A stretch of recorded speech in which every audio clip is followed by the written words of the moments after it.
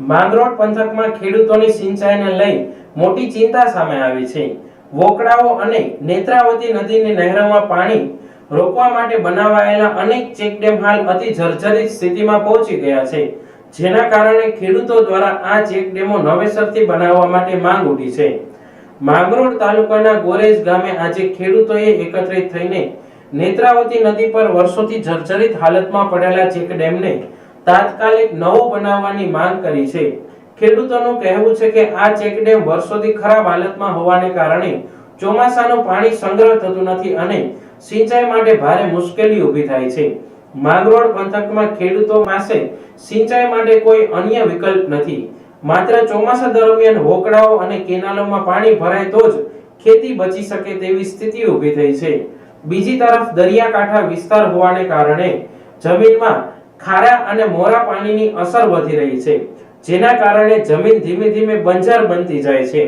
આવી સ્થિતિમાં ખેડૂતો દ્વારા સરકારને અપીલ કરવામાં આવી છે કે જર્જરિત ચેક ડેમોને તાત્કાલિક તોડી નવા ચેક ડેમ બનાવવામાં આવે, જેથી ચોમાસાનું પાણી સંગ્રહ થઈ શકે અને ખેતી બચી શકે।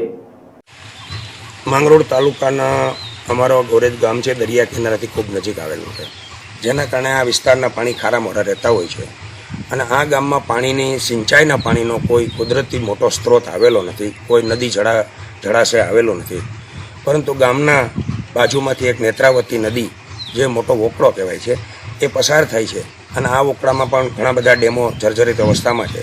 એમાં એક જૂનો પુરાણો ડેમ વર્ષોથી તૂટેલો અવસ્થામાં પડ્યો હતો।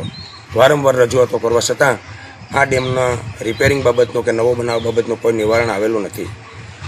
આથી લાસ્ટ ટાઈમ અમે બધા ગામના આગેવાનો સાથે મળી અને સરકારમાં રજૂઆત કરી છે કે આ ડેમ તોડી અને નવો ડેમ બનાવી આપવાથી આ નદીની અંદર 2 કિલોમીટર સુધી પાણીનો ભરાવો જે પહેલાં થતો હતો એ પાછો થઈ શકશે અને આ ભૂગર્ભ જળનો ફાયદો ગામના ખેડૂતોને અને આજુબાજુના ગામના ખેડૂતોને બહુ મોટો થઈ શકે એમ છે।